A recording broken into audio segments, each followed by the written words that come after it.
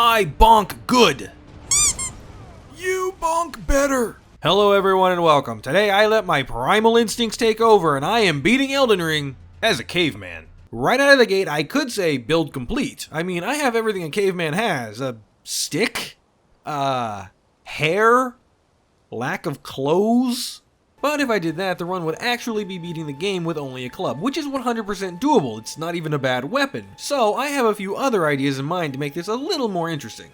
Before I get into any of those though, I did the most unga bunga thing I could think of and ran straight to market without any upgrades. It starts off not so bad. I mean, the club itself is decently fast, the damage isn't great because it's unupgraded, but the bigger problem is the total lack of defenses. Obviously, blocking with a weapon is less effective than blocking with a shield. Couple that with the fact that I'm naked and have about as much health as a baby koala, it's, not the best situation to be in. In one attempt, I did manage to get Margit all the way down to no pixel HP, but he made the anime comeback with a spin to win. I actually ended up in the same position as him, living on a dream, except I don't have plot armor.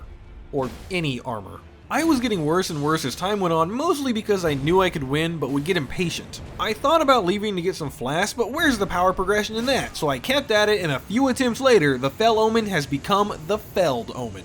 While Vigor is important, nothing in the early game hits hard enough to one-shot me, so for now I dump everything into Strength. Next, I ride around collecting seeds and tears, and while I do that, let me explain some of the fun and restrictive ways I'll be doing this run. First, Torrent. I didn't realize it until halfway through the run, but I don't actually know if cavemen and horses existed at the same time. According to a very depressing Google search, they did, but I don't know if they were domesticated or not. Any anthropology majors out there, go ahead and educate me in the comments, and while you're down there, how about consider giving a like and subscribing? It really helps the channel out. For everyone else, how about a comment on what themed run I should do next? Okay, now for the actual restrictions. I'm not going to use any talismans in this run. Caveman good at swing stick, no good at wear necklace. Next, and probably obviously, no armor. I'm sure there are a couple that would fit thematically, maybe the gold mask set if we pretend it's torn leather, but for the extra challenge, I'm just not going to use any of them. I was also on the fence about using the physic because magical bottle doesn't fit the theme, but if I allowed healing, I decided I might as well. Originally, I had planned to make the rule that I could only use tears that affect health or stamina, so no magic or buffs basically, but I never actually picked up any tears aside from the starting one, so I guess the rule was followed. Lastly, my weapon. As I said, club only is completely doable, so let's have a little bit of fun with it. Over in Weeping Peninsula, I pick up my next weapon, the large club.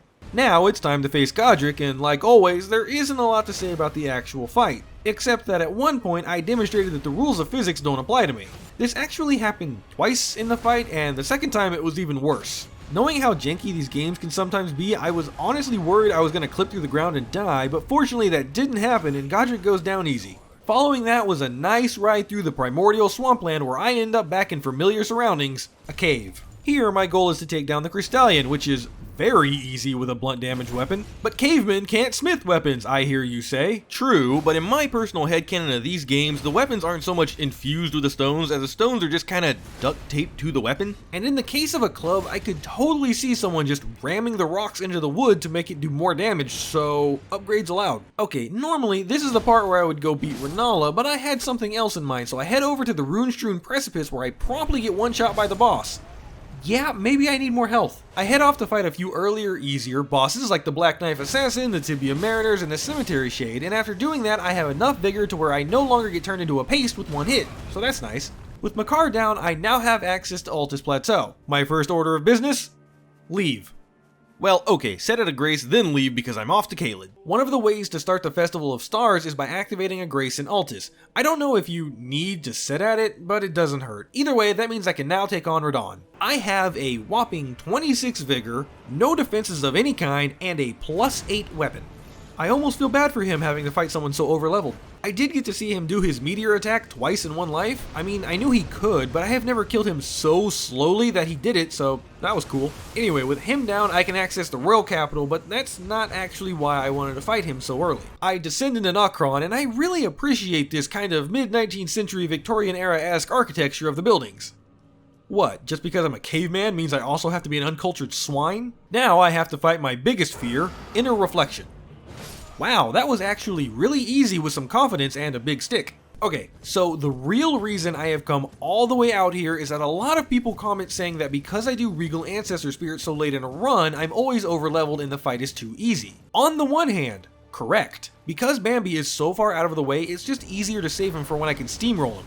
On the other hand, no, this boss is just really easy. Here, I'm at level 41 with 30 vigor and strength and a somewhat underleveled stick, and the boss still isn't an issue. I mean, the biggest problem is the boss's thigh gaps because holy crap, how did I miss all those swings? But aside from the fight lasting longer, there isn't really any change. Even when I did this fight at rune level 1, it didn't matter. Sure, it's a pretty boss fight with some somber music, but it's just not there. Sorry Bambi, maybe next time. I make a quick stop to grab another bell bearing, then take on the tree synth. It was here that I discovered just how much I really love the rolling R1 of this weapon. It's a decently large sweeping attack, and that's literally the gold standard for me when it comes to attacks. Big and can cleave. Sure would be a shame if there was another large, log-shaped weapon in the game that didn't have that. Entering Lanedale, I make the astute observation that that big dragon died to a dex main. How do I know that? Because if it was a strength main, there wouldn't be anything left. Also the giant spear, but hey. The next boss up is Godfrey, a true Chad, someone worthy of the Unga Bunga, and the large club isn't going to cut it. So I head down into the old Altus tunnel and take on the Stone Digger Troll who drops the Great Club. Literally biggest stick. This actual tree trunk of a weapon is so heavy it puts me into mid-roll range by itself. I mean, I guess I shouldn't be surprised because it's a colossal weapon, but at the same time, that's kinda crazy. I used the runes from the boss to upgrade it just a little, then head back to Godfrey. Here's a fun fact most of you probably know. As of patch 1.09, the Great Club got face scaling and holy damage. I'm pretty sure it's because it's part of the Erd tree, which is fine lore-wise, but it made me a little hesitant to actually use it as it didn't seem to fit thematically with being a caveman. But it's honestly a pretty negligible amount of damage, and half the things in this game resist holy anyway, so I just decided it was okay. After putting Godfrey down, I dumped everything into endurance in an attempt to get my light roll back, but it wasn't enough. Sure would be nice if I could use talismans, but such is life. Morgott returns like a true anime rival, but anime doesn't get invented for a few thousand years, so that reference goes over my head, unlike my big stick, which goes directly into his. With him removed from the kingdom, I make my way north to the mountaintops of the giants, making sure to pick up another bell bearing on the way. Here I face the Fire Giant, a boss that likes to switch between being really easy and absolute crap. In this particular case, it was mostly the latter, and let me show you why. On the first attempt, phase 1 goes pretty smoothly. There really isn't anything he can do here aside from some poor combo setups with his fire, but that didn't happen. When phase 2 started, I got in position to smack his hand trying to get a stance break. What I didn't notice was one of the fire pillars spawned underneath his hand and merely touching it caused me to literally combust. And in another attempt, this happened. I know I show off this stupid attack in basically every video I make. I'm sure you're tired of seeing it, and believe me, so am I, but that doesn't answer the question. Why does this happen so often that I can show it every time? Why does the fire have to bounce off of something? I don't care if it's unrealistic. You could definitely just have it go in a straight line and not collide with anything. I even know how to write that code. Me, the Unga Bunga one-brain-celled caveman. I probably sound like I'm salty about it, and that's because I am. And it happened so close to the end too. He was literally like 2 hits away. I need a mammoth steak and a cold swamp water. Whatever, a few sodium-induced attempts later, he goes down. Before continuing on, there's one more addition to my arsenal I'd like to make. The observant among you might have noticed the 4 side bosses I took down earlier all had something in common. They all dropped Deathroot. Taking out the Tibia Mariner in Altus and in the mountaintops means I now have 6 of them in total, and when turned into Krunk, I can get a few rewards. But I did notice that even though I turned in all 6 at once, he only gave me the first 4. Today I learned you actually have to do the crazed encounter if you want the ones after that. So I did my best to teach Mr. Beastman here how doors work, only to find out that he knew how Dark Souls walls definitely work, and after he was calmed down, I get the 2 other rewards. What I specifically wanted was Bestial Sling and Pocket Sand and Big Rock. I know it's technically a form of magic and a real caveman wouldn't be able to do that, but it's also just throwing rocks at things, which does work. Now I just need a way to cast it. Beast Clergyman does also give a seal, one that I could use immediately, but I had a better idea in mind, so back in Lanedale I take out this random knight who drops the Gravelstone seal. Literally just a rock. Okay, now it's time to set the world on fire. I'm sure if I rip off a piece of this Great Club and use my seal, I can get a little fire going. Listen, it's not the size of the fire that matters, it's how hot it is, okay? Crumbling Farum Azula. I hate this place. That's not true, I just hate this boss. Like a lot. I could definitely write a doctoral dissertation on why this boss is absolute garbage, but I'll spare you the finer details. They're just so poorly designed, at least together. Separately, I actually like both bosses. Apostle marginally more so than Noble, but they aren't bad. I mean, I do realize that I'm making the fight harder by not utilizing everything the game would let me, but that doesn't change the fact that at their core, they're just not designed to be fought together. Sure, they have that AI quirk where if one is attacking, the other one doesn't, except that doesn't always work. It never fails that one person will always comment that the duo isn't that bad, or even say that it's one of their favorite fights. And you know what? That's fine. I don't know who hurt you as a child, but it's fine. I respect your opinion. Now, if you'll excuse me, I need to go scream into the void about how horrible I think these bosses are. After a couple hours of attempts, I found the best strategy was to just focus the Apostle and never touch the Noble. Simply because he has more health and rollouts a thing. Sometimes it's possible to stand on a pillar and hit him if your weapon has a long enough range, and in theory I could have done that with my rocks, but I didn't because my faith is going to stay at 18 for the whole run, which is the bare minimum needed to use the seal. Translation, it does fuck all for damage. I decided I would just use it to finish off the bosses instead of being a primary damage dealer. I mean, I was already like 40 points into strength at this point, so kinda long past the point of no return. Anyway, the duo falls, but unfortunately there is an even stronger foe ahead. I hate these birds. I can't wait until fried chicken's invented. Hey there, Mr. Beast Clergyman. Ready for round 2? So this fight starts off pretty normal. He even attempts to show me how to use Pocket Sand, as if I hadn't been throwing things at bosses every day for the past year. Phase 2 starts not great and ends equally as terribly. The next try goes much better. Near the end, I tried to use the Stone of Garrock and it did not a lot, and Bestial Sling performs. I didn't think it could be much worse, but it was. Oh well, I am determined to end this fight one way or another. Well, I did say one way or another, so... Next try went even better, as in I won. And I did it with Pocket Sand, so that's cool. You know, this isn't the most effective way to fight Gideon, but it sure is one of the most satisfying. I was a bit worried because I'm not wearing any armor and Gideon spells do hit kinda hard, but so do I, and before I know it, I'm on to a real fight. Godfrey, the first Elden Lord. To be honest, I always found this version to be easier than the Godfrey one, because he stops halfway through to slowly yell. I mean, sure, when his stomps become arena wide, they are more annoying to deal with, but pretty much any leveled weapon is able to push his second phase or get really close to it. The Great Club might not have speed on its side, but boy does it have the poise break potential. Sure hope that's useful for later. Then the gloves, or rather shirts, come off and it's just two Giga Chads beating the crap out of each other. Hoaraloo is a bit trickier, his attacks are a little faster so the speed deficit is more noticeable, but he also does the stand around and scream attack, letting me get some good damage in. Let me show you why you should always wear some kind of protection. Now that's a lot of damage! At one point in this fight, I had this weird turnaround jump that carried my momentum, but backwards?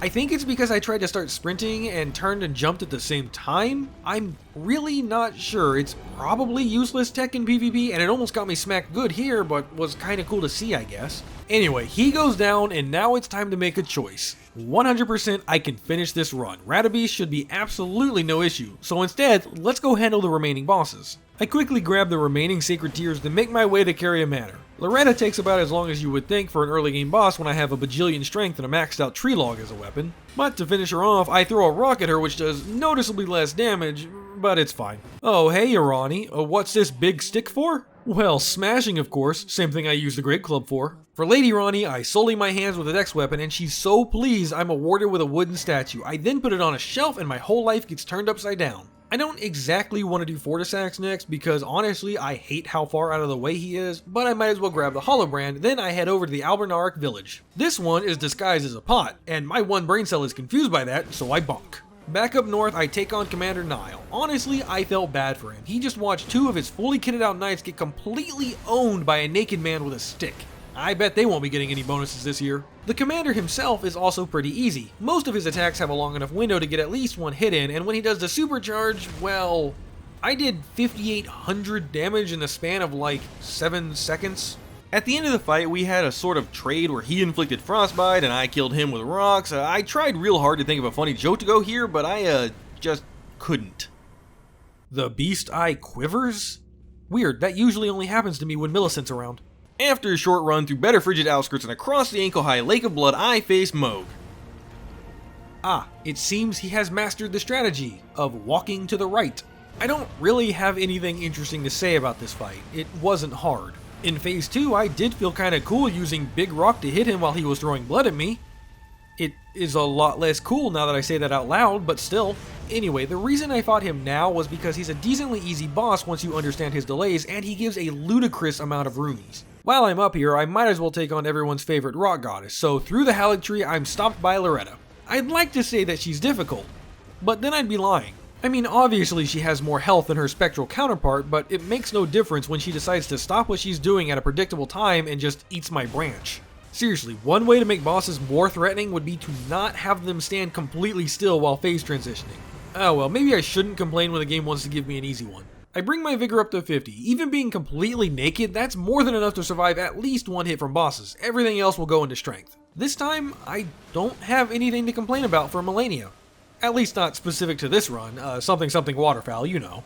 I did notice that she has a very low recovery time for being stance broken. I mean, I always knew that, but here I actually missed the riposte because it was too fast, or my weapon was too slow. I did get one later in the fight, so it's not like it's impossible, but it was just a smidge too fast, I'd say. When phase 2 started, I wanted to see how much damage a big rock would do, and completely unsurprisingly, it basically just tickled her. Like I said earlier, I didn't put anything into Faith, so it's expected that it wouldn't hit hard, but 165 does seem kinda low for a maxed out seal. Maybe bestial incantations just aren't that strong. Maybe I do a whole build with them. Her phantom attack is really the only thing she has that can kill me reliably at this point, and she did it a lot, but my maxed out luck stat carried me hard. I don't know why this particular rock did more damage, but I sure am glad it did, because had it not, I probably most definitely would have died. The next stop on my quest to collect more runes is Dragon Lord Placidusax. I don't do a particularly stellar amount of damage compared to his total health, or compared to how much damage he can do to me, but it's fine because he suffers from Big Slow Beast Syndrome, or BSB. Ironically, that's not something BSB from Bloodborne suffers from, but hey, names are funny. Once again, I wanted to end this fight with my rock, but they do so little damage I couldn't finish him and ran out of mana, so I did the next best thing. I beat him to death with the seal. Oh god, now everyone's gonna ask for a seal only run, maybe this was a mistake. From floating above the clouds to down below the ground, I crossed the Lake of Rot, but since I can heal, the spicy water doesn't bother me. I find myself face to face with Estelle, a boss who looks like a scorpion that got drunk one night and saw a nearby hot glue gun and some Orbeez and thought, how you doing? I kept trying to go for a stance break, but it didn't happen until the very end, and for once I can safely take down the boss with some pocket sand. With that done, I decided to head back into Nokron to take on the Valiant Gargoyles. I could have done sewer mode, but since I already fought the real one, I just thought this would be better for variety. I was hoping they would be somewhat of a challenge. I mean, yeah, I'm hilariously overleveled for them, but I'm completely naked, so surely it won't just be a cakewalk, right? No, it was an absolute slaughter. Even without armor or any kind of defenses, I could just face tank everything they threw at me. It literally only took 5 hits per gargoyle. Oh well. I really wish there was more to say during these between boss segments, but there just isn't because I didn't do anything. Every time I play this game, the front half of the run is heavy with prep work, and then the back half is just run to boss, kill. Speaking of, Fia's champions. Yeah, they didn't stand a chance.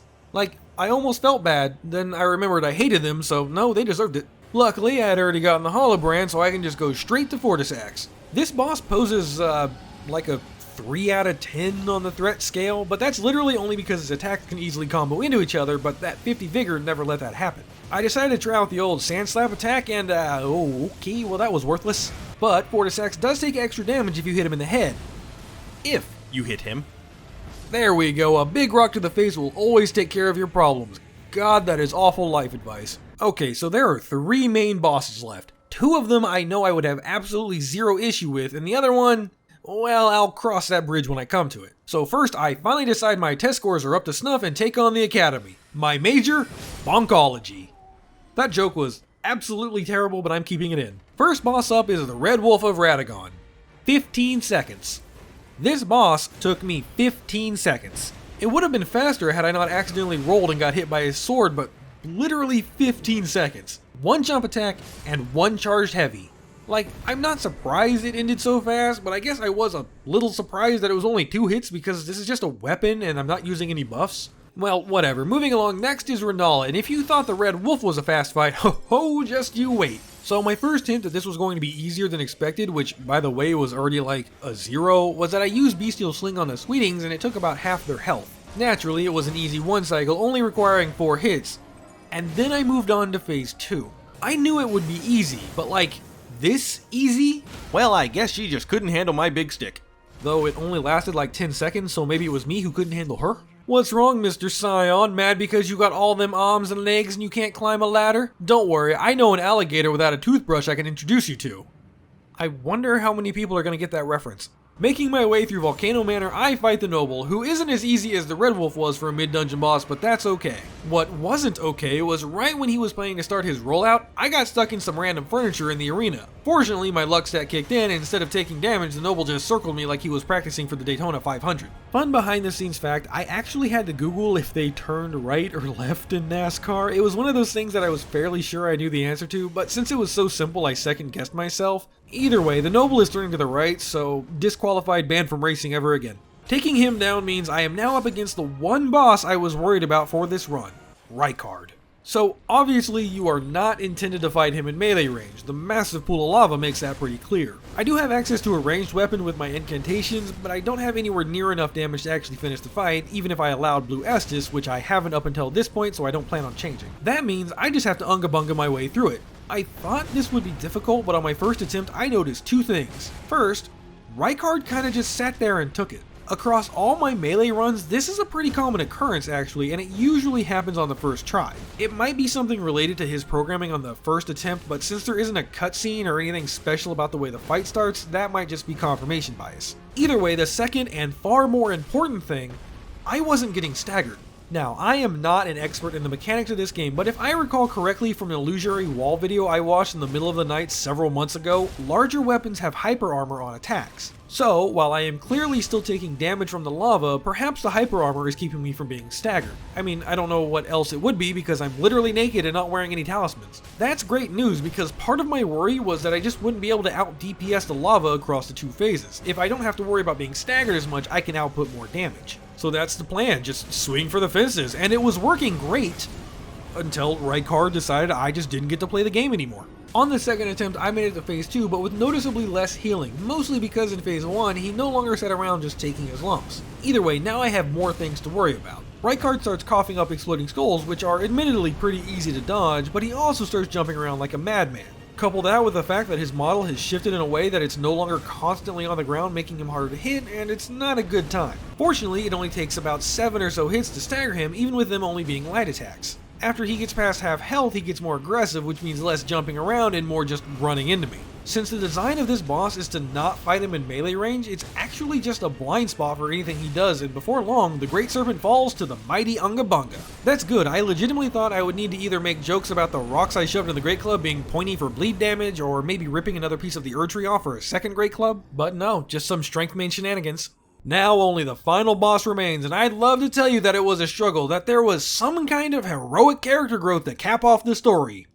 But there wasn't. I had so much health that I just didn't care about trading blows for stance breaks with Radagon. Elden Beast is only a little more difficult, but that's because I couldn't guard break him right at the beginning. Then he does his signature move of run away like a little bitch for half the fight, dragging it out way longer than necessary. I swear, it felt like he did everything in his power to keep me as far away from him as possible. Which is something a frightened animal would do. Maybe he was scared of me. With good reason too, because before long he falls and I have beaten Elden Ring as a caveman. Thank you everyone for watching, and an extra special thanks to my patrons. Stay beautiful, y'all. If you enjoyed this video, you might like some of my other cosplay themed runs I did, like when I beat Elden Ring as a Wandering Noble. That was a lot of fun, and I actually got to use armor and talismans. You know, the other like 75% of the game. But until next time, my friends, don't you dare go hollow.